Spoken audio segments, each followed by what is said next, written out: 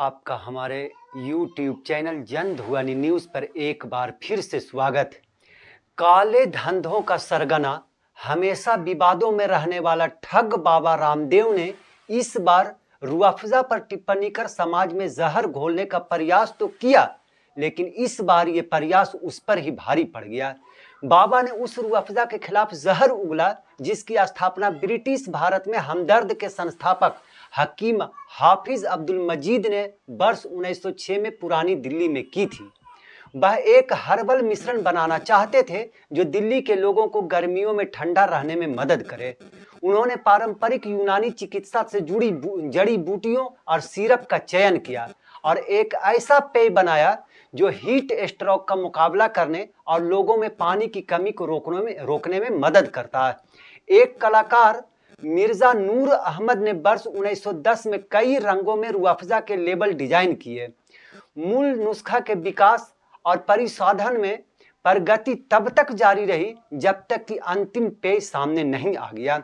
इसके बावजूद बाबा रामदेव अब अपने शरबत का प्रचार करने के लिए रूह को ठंडक पहुंचाने वाले शरबत रूअफ़ज़ा में हिंदू मुस्लिम नफरत खोज रहा है। ये वही बाबा है जिसके दसियों प्रोडक्ट्स के लाइसेंस रद्द हुए हैं, विदेशों में खराब क्वालिटी की वजह से सामान जब्त हुए हैं। कौन सोच सकता था कि 119 वर्ष से प्रचलन में आया एक शरबत जो अपने ताजगी, ठंडक और एंटीऑक्सीडेंट से भरपूर गुणों के लिए जाना जाता है और जिसका आनंद बच्चे, बड़े और युवा सभी वर्षों से लेते आ रहे हैं, अब एक लाला के लिए विवाद का विषय बन जाएगा। इस बाबा को अपने उत्पादों के बारे में चिकित्सा उपचार पर भ्रामक विज्ञापन देने के लिए अदालतों ने फटकार लगाई थी। वैसे भी जो इंसान देश के डॉक्टरों को जलील करे, जो इंसान अपनी फर्जी दवाई बेचने के लिए कोर्ट से फटकार प्राप्त हो, वो अब शरबत में भी नफरत घोल रहा है। अपना प्रोडक्ट बेचने के लिए शरबत तक का मजहबी रंग ढूंढ लिया है। बहरहाल, पहले आप सुनिए बाबा रामदेव का वो बयान जिस पर आज कोर्ट ने बाबा को फटकार लगाई है, उसके बाद फिर आते हैं आज की खबर पर। प्रहार, जहर।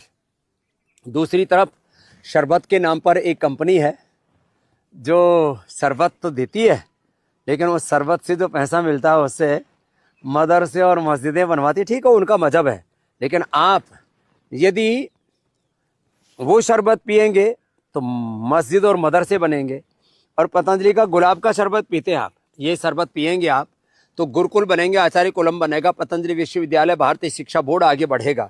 इसलिए मैं कहता हूँ ये शरबत जिहाद भी, जैसे लव जिहाद, वोट जिहाद चल रहा है ना, ऐसे शरबत जिहाद भी चल रहा है। तो लो, आपको इस शरबत जिहाद से बचाना है तो सब तक ये